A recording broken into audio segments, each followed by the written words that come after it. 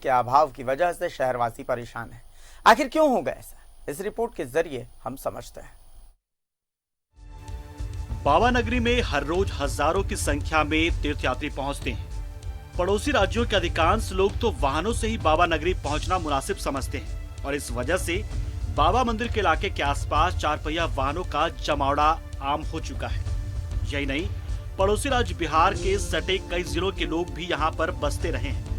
ऐसे में शहर की आबादी तेजी से बढ़ी है, साथ ही शहर का व्यवसायीकरण भी होने लगा है। मुख्य सड़कों के किनारे होटल खुले हैं, रेस्टोरेंट खुले हैं और बैंक जैसे व्यावसायिक भवन भी बिना पार्किंग व्यवस्था के धड़ल्ले से खुले हैं। इन तमाम वजहों से शहर में भीड़ और जाम की समस्या आम हो गई है और देवघर की पुरानी सकरी सड़क पर ही पूरा ट्रैफिक का भार है और ऐसे में लोग किसी नई व्यवस्था की मांग कर रहे हैं।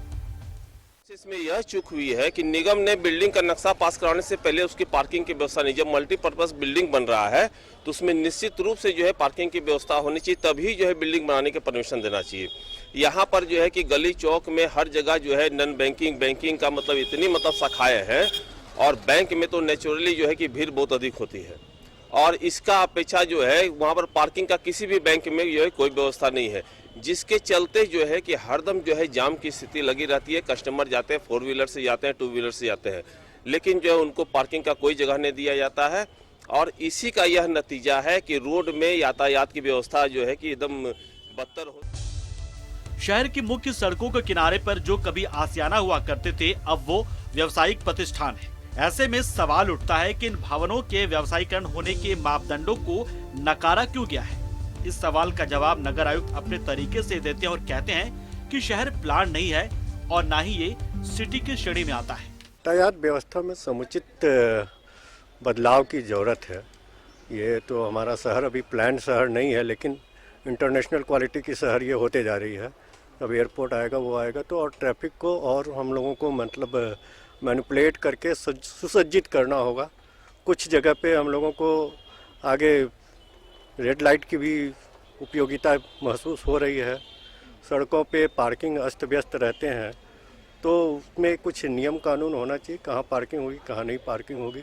रोड के एक तरफ ही पार्किंग हो निश्चित जगह पे।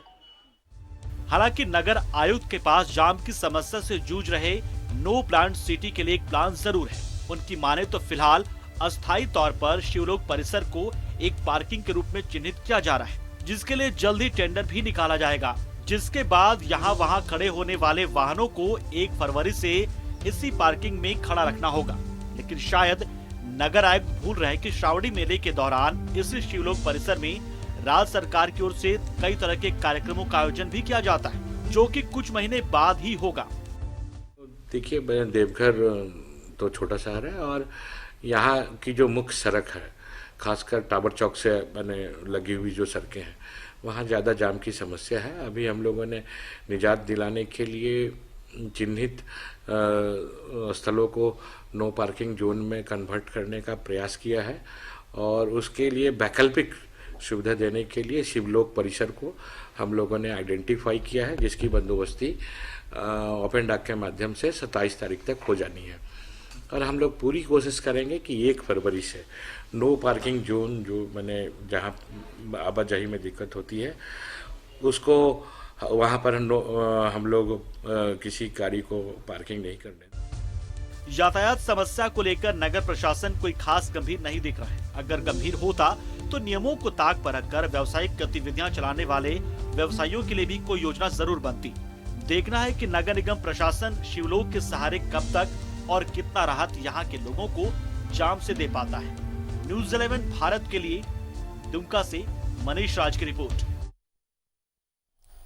पहले ही शहर का विस्तार और पार्किंग